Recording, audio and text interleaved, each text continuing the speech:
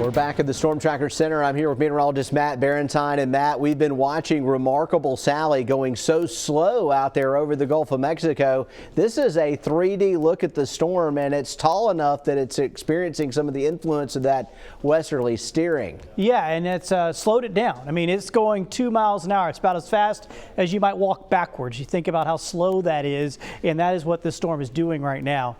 Yeah, I want to talk about the impacts. So what are we going to see county by county in our area? This is Mobile and Baldwin counties, and it looks like we may get a direct hit from the center of the storm in both counties. Talk about the impacts as far as surge. Yeah, we got 4 to 7 feet of storm surge, and we've been watching this today. We've got low tides out there this afternoon, so things have come down a bit. We expect them to go back up tomorrow morning with the high tide, so that'll be when we see the highest water in and around Mobile Bay, and it'll really depend on the track. This is where the track gets important, because if it lands more over towards, say, the Fort Morgan Peninsula, then we get north winds on the Mobile side and less water.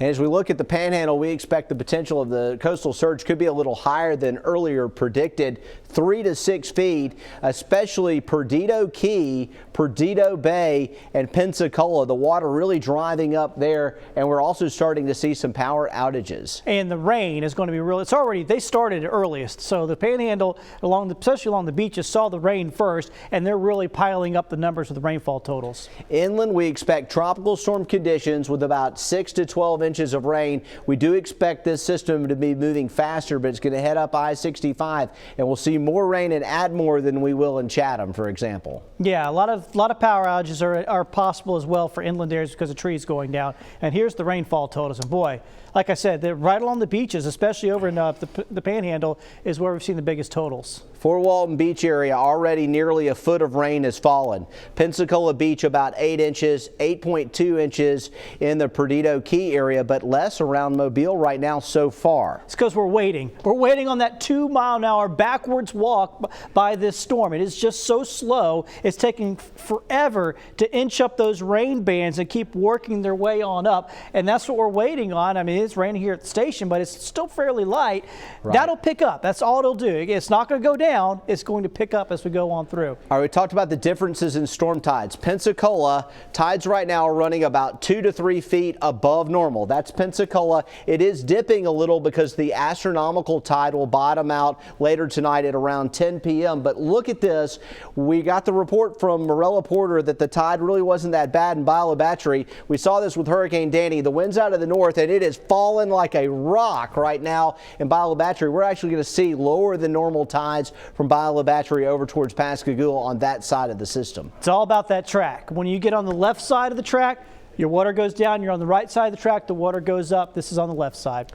And tracking our winds, also wanted to mention this. We're not seeing a report in Gulf Shores or Dauphin Island, but we had winds gusting over 55 miles an hour. We were just checking it at the east end at Fort Gaines. We've seen a tremendous increase in winds, and look who else is not reporting right now, Gulf Shores. Yeah, we were checking out some of the different sites that are still up, like the offshore rigs are still reporting winds of, get this, 81 miles per hour out at one of the offshore rigs right now. That's constant winds. That's not gusts. And we had a gust at 256 of 55 miles per hour in Mobile. We've seen wind gusts earlier this morning, Gulf Shores at 45 before Gulf Shores stopped reporting. So we're starting to lose reporting stations. We're seeing tide gauges going up in some areas, going down in others. Rain totals are adding up. It's going to be a long night. Sally is just getting to the Gulf Coast. Let's check it out as we look at the satellite picture here. We'll bring it up full, and I'll show you the core of the storm is right offshore, and it's poised to move in. It's moving slowly, which is bad because it's just going to magnify the impacts